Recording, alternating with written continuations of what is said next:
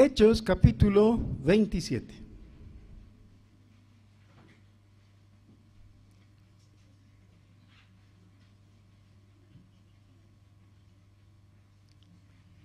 Pero realmente voy a leer desde el último versículo del capítulo 26 para tomar impulso, para entrar en contexto.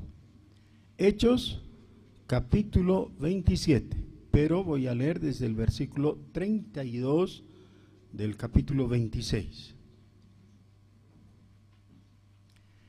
Y Agripa dijo a Festo: ¿podía este hombre ser puesto en libertad si no hubiera apelado a César? Están hablando de Pablo, por supuesto. Cuando se decidió que habíamos de navegar para Italia, entregaron a Pablo y a algunos otros presos a un centurión llamado Julio, de la compañía Augusta.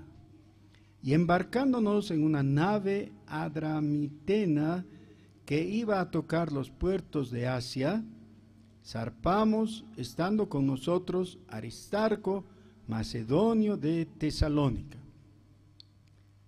Hasta aquí tenemos algunos nombres que podían servirles de inspiración para el próximo hijo que tengan y que no saben cómo llamar. ¿Qué tal este Adramitena? ¿Qué es Adramitena? ¿Qué les parece? Es la nave que navega en el mar Adriático. No es tan raro, no es tan difícil.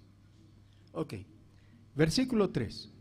Al otro día llegamos a Sidón, y Julio, tratando humanamente a Pablo, le permitió que fuese a los amigos para ser atendido por ellos. Y haciéndonos a la vela desde allí, navegamos a Sotavento de Chipre, porque los vientos eran contrarios. Entonces, ¿qué es Sotavento? Es una navegación que tiene el impulso del viento en contra. Vamos a aprender varias palabritas así en el texto en este capítulo. Habiendo atravesado el mar frente a Cilicia y Panfilia, arribamos a Mira, ciudad de Licia. Y hallando allí el centurión una nave alejandrina que zarpaba para Italia, nos embarcó en ella. Navegando muchos días despacio y llegando a duras penas frente a Cnido, porque nos impedía el viento, navegamos a Sotavento de Creta, frente a Salmón. Ahora, hermanos, hemos dicho que hay dos formas de leer la Biblia: como bobos o como inteligentes. ¿Qué hacen los inteligentes? Ven los mapas, claro, porque si es que hallamos el nombre de un lugar y no sabemos dónde es, vamos a estar en abstracto y entonces no sirve de nada el relato del viaje. Por favor, busquen sus mapas y vayan encontrando cada uno de los lugares que estamos mencionando, porque para eso es este relato. Y costeándola con dificultad, llegamos a un lugar que llaman Buenos Puertos, cerca del cual estaba la ciudad de Lasea. Y habiendo pasado mucho tiempo, y siendo ya peligrosa la navegación por haber pasado ya el ayuno, Pablo les amonestaba, diciéndoles: varones, veo que la navegación va a ser con perjuicio y mucha pérdida, no solo del cargamento y de la nave, sino también de nuestras personas. Pero el centurión daba más crédito al piloto y al patrón de la nave que a lo que Pablo decía. Y siendo incómodo el puerto para invernar, la mayoría acordó zarpar también de allí, por si pudiesen arribar a Fenice, puerto de Creta, que mira al nordeste y sudeste e invernar allí. En sus mapas del Mediterráneo van a encontrar la isla de Creta. Eso es fundamental para que nos enteremos de dónde estamos. Hay una pregunta que le podemos hacer a mi amigo Lucas, que está aquí presente. ¿Lo ven? Usen de imaginación. Aquí está Lucas, el escritor de este libro, de Hechos. Y le decimos: Lucas, ¿para qué nos cuentas con tanto detalle? ¿Por qué no nos dices simplemente que desde Cesarea, donde estaba preso Pablo, el gobernador romano, Festo, decidió enviarlo a Roma y pasaron por Creta o algo así, y nos libramos de tanto nombrecito y tanto detalle y tantas palabritas extrañas que encontramos? Esto no tiene sentido. Pero recordemos lo que el mismo apóstol Pablo le dice a Timoteo en la segunda epístola: toda la escritura es inspirada. ¿Ya? No escribió esto Lucas por molestarnos, o por aburrirnos, o por divertirnos. Todo esto es necesario. ¿Por qué? ¿Saben? De vez en cuando tenemos la impresión que Dios desde su trono celestial mira todo, especialmente a la humanidad, como un hombre mira un hormiguero. Rara vez, yo creo, un hombre le pone nombre a las hormiguitas que están ahí, ¿no? Hormiga es hormiga. Todas las hormigas lucen más o menos igual entre ellas, ¿no? Dentro de un conjunto, en un hormiguero. Y entonces, ¿qué importa cuál es cuál y quién es quién? ¿Creen ustedes que Dios mira a la humanidad así? Tengan en cuenta que ya hace tiempo hemos superado el número de 7.000 millones de habitantes sobre el planeta. Ya somos más. Y cada uno con un nombre. ¿Y entonces qué importa? ¿Qué importa el individuo frente a esa masa enorme que ni siquiera podemos concebir en nuestras mentes de cuántos somos? Pues quiero decirles algo que es de mucha importancia. Según el Salmo 139, Dios conoce a cada uno por nombre. Todos nosotros le somos conocidos. Es más, Él nos ha conocido porque Él nos ha formado desde el vientre de nuestras madres. Y no nos conoce superficialmente, nos conoce en detalle, conoce nuestros nombres. Más todavía, conoce nuestros problemas, conoce nuestra situación, nuestros temores y nuestros deseos. Dios nos conoce. Cuando Lucas nos cuenta la historia de Pablo en este viaje que todavía no ha terminado, hemos leído hasta la mitad, no más o menos de la mitad del capítulo, y ya nos ha dado tanta información, lo que nos deja entrever es que todo eso que estaba ocurriendo con el apóstol era conocido por Dios y dirigido por Él. Y encontramos algunas cosas que nos alientan. Por ejemplo, el centurión que estaba a cargo, que estaba viajando realmente para guardar a Pablo, lo trató humanamente. ¿Qué será esto? Porque a veces en nuestra actitud de falsa espiritualidad no tomamos en cuenta que nuestra calidad humana es un don de Dios. Y de vez en cuando, al perder de vista eso, perdemos de vista también el mandato que acompaña eso. Por ejemplo, Efesios capítulo 4, cuando nos dice que es deseo del Señor que caminemos en la dignidad que Él nos ha asignado, como hijos suyos. Dense cuenta, cada paso, cada lugar, cada persona que está por ahí, está siendo establecida, puesta, dirigida para cumplir los planes del Señor.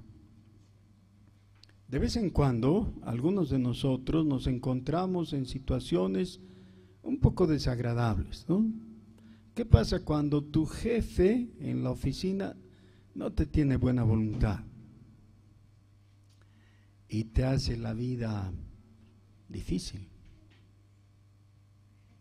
O estás en medio de un vecindario de gente desconfiada que no quiere nada. Ayer justamente estábamos con una persona que se quejaba de sus vecinos y decía, no tenemos gas domiciliario porque no quieren. Yo les he rogado, decía esta persona, que hagamos todo lo necesario porque justo han pasado por nuestra calle, pero ellos no quieren. Entendiendo que el gas domiciliario es una ventaja, ¿no? Es más barato, es más cómodo, no hay que acarrear las garrafas y todo. Pero ¿qué haces cuando tienes vecinos así odiosos? Uno pensaría, estas cosas no tienen que ver con Dios, pero nos equivocamos. Porque aún las personas difíciles que nos tocan en el diario vivir, Dios las ha pensado. ¿Para qué? ¿Qué dice Proverbios? Fierro con fierro se aguza. Es decir, las personas que Dios ha puesto en tu camino son para pulir, lijar, limpiar, barnizar el carácter que Cristo quiere formar en ti. Pero también son la bendición que Dios pone en tu vida. Encontrarse con alguien que tiene autoridad, y una autoridad que raya en lo absoluto. Si el centurión en algún momento hubiera decidido que era más conveniente matar a Pablo, lo hubiera matado, no tenía que enfrentar un juicio después. Él podría haber dicho, quiso escapar y yo lo maté. Y listo, tenía la autoridad. ¿Cómo que después se presenta esa situación momentáneamente? Pero, ¿cómo se llamaba este centurión? Este oficial romano, Julio. Él decidió que Pablo merecía buen trato y le dio un trato humano. Muy bien, ¿dónde estamos ahora? En Creta, eso es. Dice, Pablo quería quedarse ahí porque ya la navegación era muy peligrosa. Recuerden que no habían esos grandes transatlánticos o yates enormes, no sé, esos cruceros. Estos eran barcos realmente pequeños, ¿no? Y su condición no era muy segura, pero no le hacen caso y le dicen que van a ir nomás. Y soplando una brisa del sur, pareciéndoles que ya tenían lo que deseaban, levaron anclas e iban costeando Creta. Pero no mucho después, dio contra la nave un viento huracanado, llamando Euroclidón. Ahora sí que tiene un nombre apropiado para su próximo nieto. Euroclidón.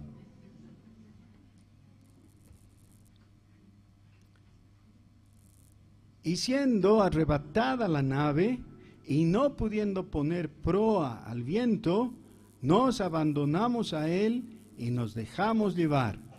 Y habiendo corrido a sotavento de una pequeña isla llamada Clauda, con dificultad pudimos recoger el esquife. Y una vez subido a bordo, usaron de refuerzos para ceñir la nave y teniendo temor de dar en la sirte, arriaron las velas y quedaron a la deriva. Y ahora vamos a escoger una persona. Vamos a usar de democracia esta vez. Escojan una persona de los que estamos aquí. ¿A quién les gustaría? Aurora está sugiriendo que Carmiña. Ya, ok, muy bien. Para la próxima semana, Carmiña va a hacer un listado de todas las palabritas raras, especialmente esas que están relacionadas con la navegación. Y como Bolivia es un país mediterráneo, muy poco sabemos de navegación, ¿no? No estamos acostumbrados a esas palabras. Y le vamos a ceder unos 5 minutos y nos va a decir, aquí por ejemplo está la palabra esquife. ¿Ya? Bueno, ¿qué significa? Y nos va a contar, porque va a ver el diccionario. ¿Ya? ¿Está bien? Gracias, Carmiña, ya tienes tarea para la casa.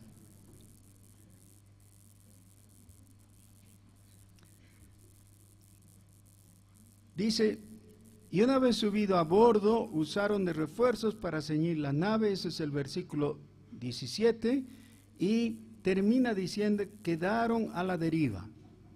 Pero siendo combatidos por una furiosa tempestad, al día siguiente empezaron a alijar.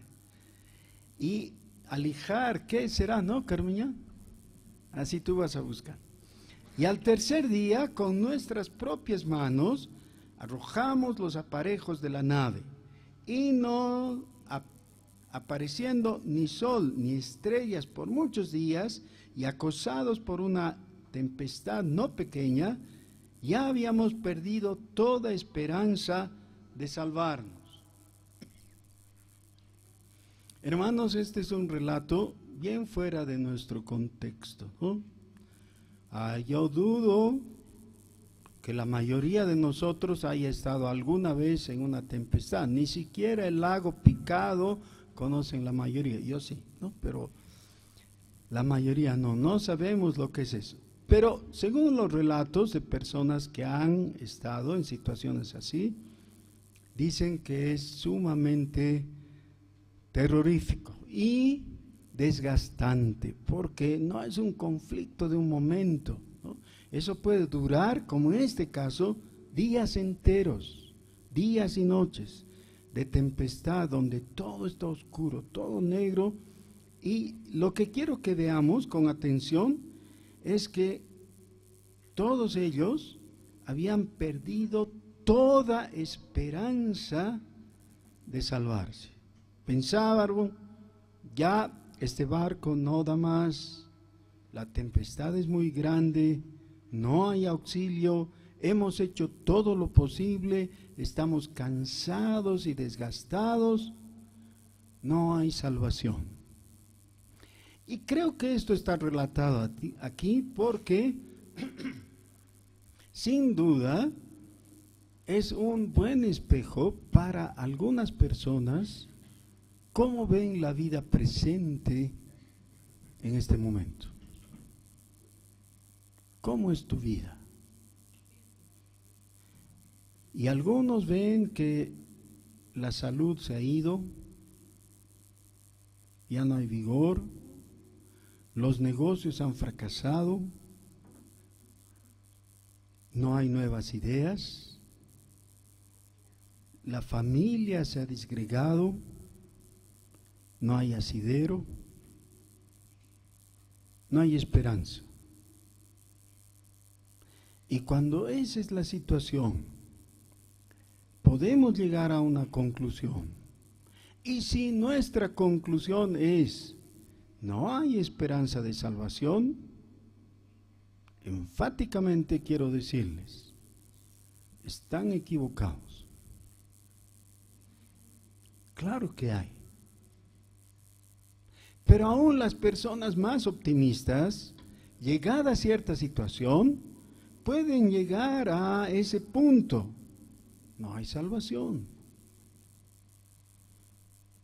Recuerdo de hace años el caso de una muchachita de 15 años que se suicidó. Esa noticia salió en el periódico, era pública.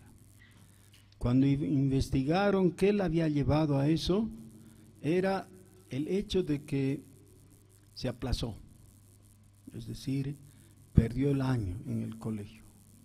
Y tenía tanto temor y vergüenza de mostrarles la nota, la libreta a sus padres y a la familia, que prefirió suicidarse. Para algunas personas eso representaría ahogarse en un vaso de agua. Tenemos ese refrán, ¿no? Cuando el problema es muy pequeñito, pero es suficiente para vencer tu entereza.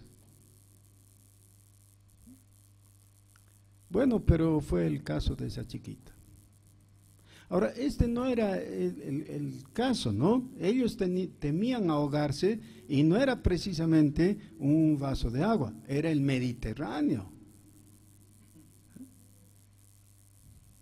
Muchos han perecido ahí, así que con justa razón estaban asustados. ¿Qué es lo que te causa temor en la vida, en la actualidad, ahora mismo?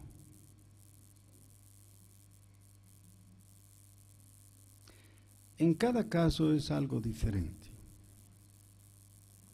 Pero si lo que has perdido es la esperanza de salvación, tal vez necesitas hacer una revisión de tu definición de salvación. ¿Qué es salvación? Y tal vez lo que necesites es preguntarte, ¿por qué tendrías que buscar salvación? Ahora, por ejemplo, si tú le tomas el brazo a la persona de al lado y le dices, te estoy salvando, seguro te va a decir, ¿de qué? ¿De qué? Yo estoy bien sentado, estoy cómodo, la silla no se va a romper y el edificio no se va a caer. ¿De qué me quieres salvar? Claro, en la mayor parte del tiempo en nuestras vidas puede ser que no observemos la necesidad de salvación que tengamos. Otra cosa es cuando alguien está por ser atropellado por un auto que no ve venir y tú lo tomas y lo estiras y le ayudas a salvar la vida, ¿no? Pero ese es un caso excepcional. Tú, cuando hablas de salvación, ¿en qué estás pensando? ¿A qué salvación te refieres?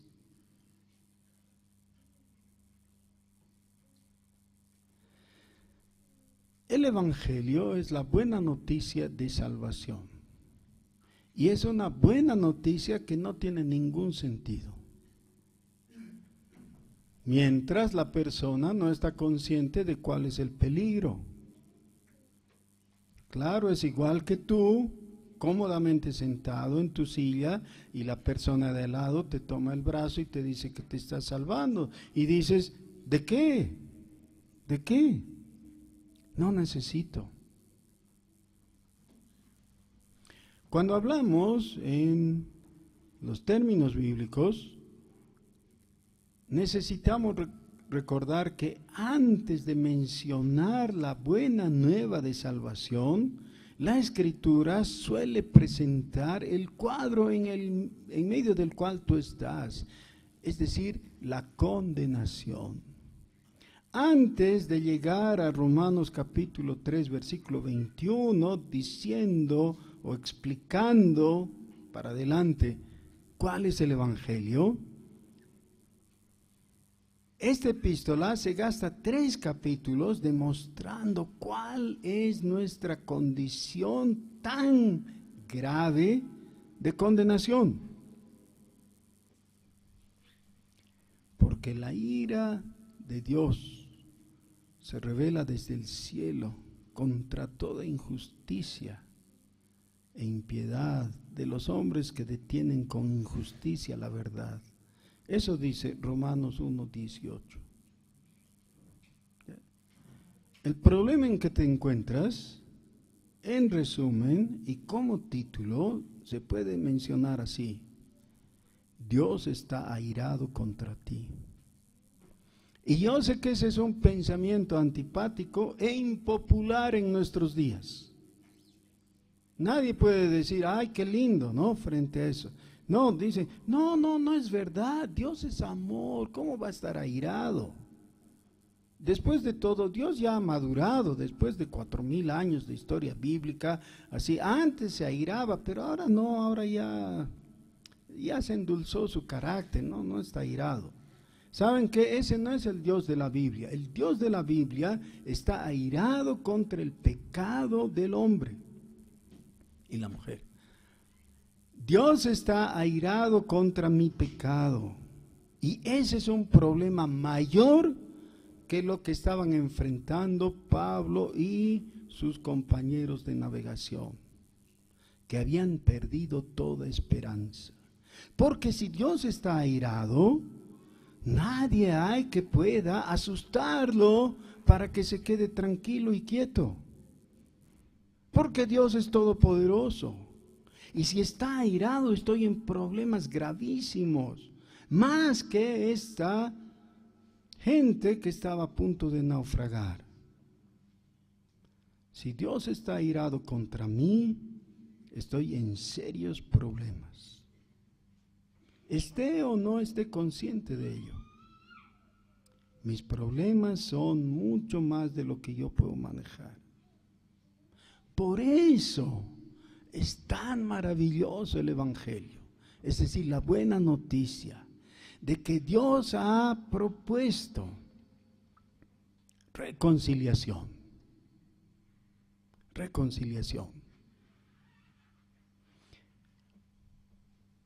Yo vivía en una casa que desde el segundo piso donde estábamos nosotros se veía era un lote en realidad grande donde había un aserradero al lado.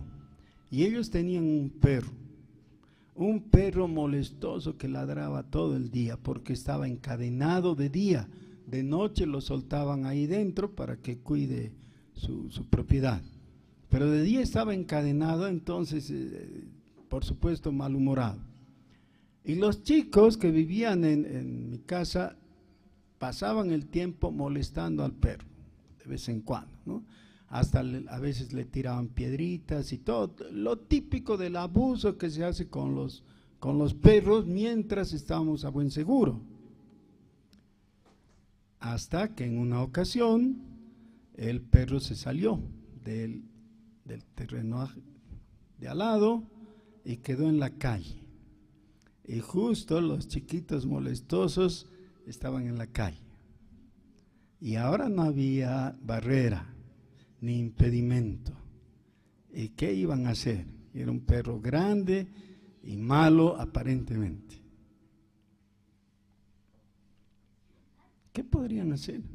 ¿Qué pueden hacer los que han labrado toda una enemistad por meses o años, qué sé yo? Sí, escapar, pero los perros son más rápidos. ¿Saben qué pasó? La hermanita de uno de los chicos molestosos salió sin saber nada del perro, salió a la calle. Y ella era una amante de los animalitos, entonces fue directo donde el perro estaba viniendo, pero ella creyendo que era un perrito amistoso, ¿no? Y se le paró enfrente para acariciarlo. ¿Y qué creen que ocurrió? El perrito empezó a lamerla así, porque contra ella no tenía nada, ¿no? Y eso les dio chance a los otros a escaparse y meterse en la casa a buen recaudo, ¿no? Y el susto que se dieron fue suficiente para que no vuelvan a molestar. Pero ¿saben qué? Por supuesto, valga la distancia del ejemplo. La chiquita que no tenía enemistad ella misma y que por tanto no tenía el enojo, el rencor del perro contra ella, sirvió para detener la ira del perro y dar la oportunidad de escapar a los chicos. Lo que ha hecho el Señor Jesús es mucho más que eso.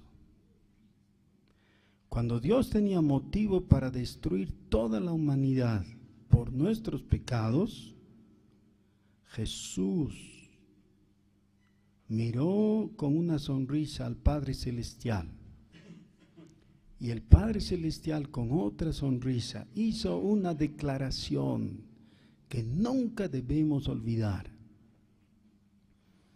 Este es mi Hijo amado, en el que tengo complacencia.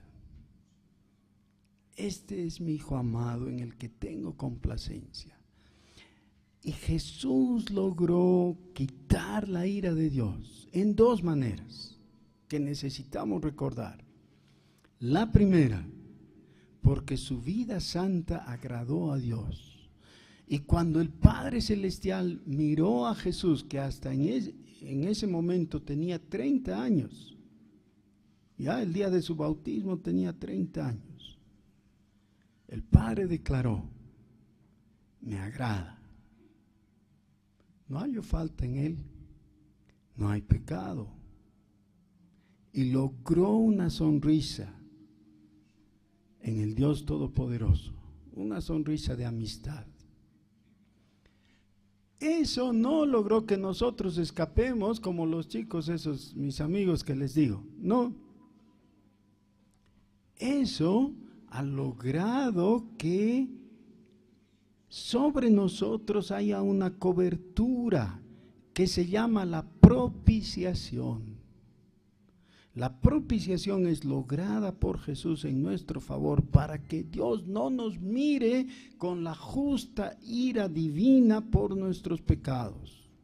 No hay motivo ahora. Nuestros pecados han sido cubiertos. Ese es el primer asunto.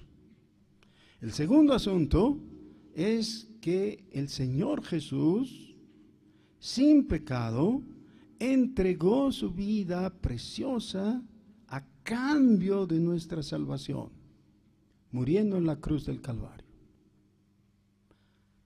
Derramó su sangre. Eso es lo que celebramos en la Santa Cena. El justo por nosotros los injustos. Así que, de la manera positiva, con su vida santa y con su muerte expiatoria, Él ha logrado su propósito, y su propósito era reconciliar con Dios a ti. Tienes que decir gloria a Dios. Muy bien, hermano Walter, tienes que decir gloria a Dios. No puedes quedarte calladito. Estoy diciendo lo más maravilloso que puede haber para ti. Jesús ha logrado reconciliación entre el santo Dios, que estaba airado con justa razón, y tu persona. Gloria a Dios. La tempestad espiritual que tendríamos que enfrentar es mucho mayor a la tempestad que Pablo y sus amigos, sus compañeros, enfrentaron en ese barco. Ellos perdieron toda esperanza de salvación, pero Dios los salvó más adelante. Quizás tú también has perdido toda esperanza. Quizás tú has llegado a reconocer: ¿realmente con qué me voy a presentar delante de Dios? ¿Qué podría llevarle? ¿Qué de bueno? ¿Cómo podría cubrir mis pecados? ¿Cómo podría pagar por mi culpa? No hay arreglo, estoy frito. No, buenas noticias, buenas noticias. Jesús se ha hecho cargo. Él ha traído salvación. Y Él todavía está extendiendo la mano para que tú te tomes de Él y seas salvo. Todo comienza hablando con Él. Oremos. Señor Jesús, muchas gracias por habernos amado desde antes de la fundación del mundo, por habernos conocido, por habernos predestinado para salvación. Gracias, Señor, por habernos llamado y por estarnos llamando ahora para salvación. Gracias, Señor, por justificarnos, por asignarnos tu justicia y librarnos de esa tremenda tormenta espiritual de la ira divina sobre nosotros. Gracias, Señor. Bendito seas, bendito sea tu nombre. Te rogamos, Señor, ven a mi corazón. Amén.